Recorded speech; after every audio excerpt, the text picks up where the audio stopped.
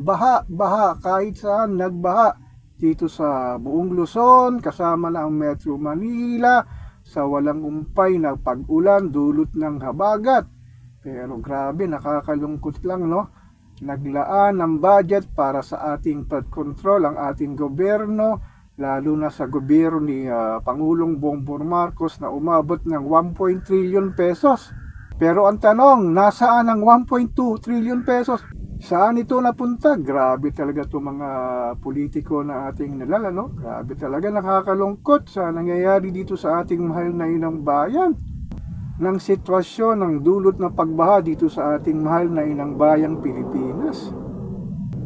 Pero itong mga politikong nandambong dito sa ating mahal na inang bayan, ayahay lang. Ano na ang nangyari sa sinasabi ni Pangulong Marcos na uhulihin na o kakasuhan na itong kanyang pinsan na si ex-speaker Martin Romualdez sa kanyang nakaraang SONA.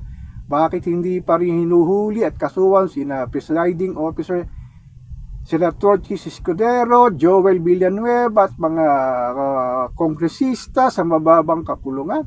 Grabe talaga itong nangyayari dito sa ating bayan. Ano talagang itong mga sinasabing ibinoto nating politiko ang naglukmok dito sa ating walang humpay na pagbaha. Kasama na nga ang sinasabing matitinding basura na inahin na sinasabi rin kasalanan ng mamamayang Pilipino, pero nandun na rin tayo.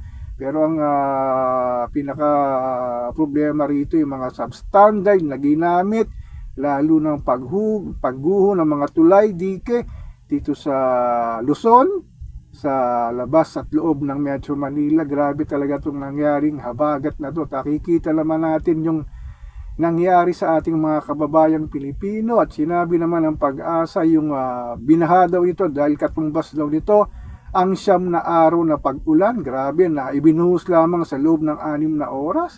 Talagang refleksyon ito kung paano bumoto ang mamamayang Pilipino. Talagang dapat matuto na tayo sa susunod na halalan sa 2028. Pumili na tayo ng karapat-dapat na iluluklok para sa ating mahal na inang bayan. Hindi lamang sa sinasabing pangalan, popular, artista, dinastiya.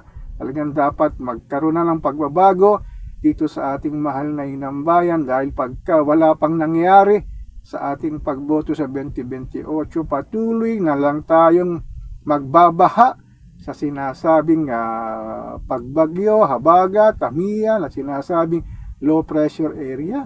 Ako po si Papa Ken, patuloy po akong magmimiron, magmamatsyag dito sa pang-araw-araw nating buhay at kaganapan dito sa ating mahal na inang bayan.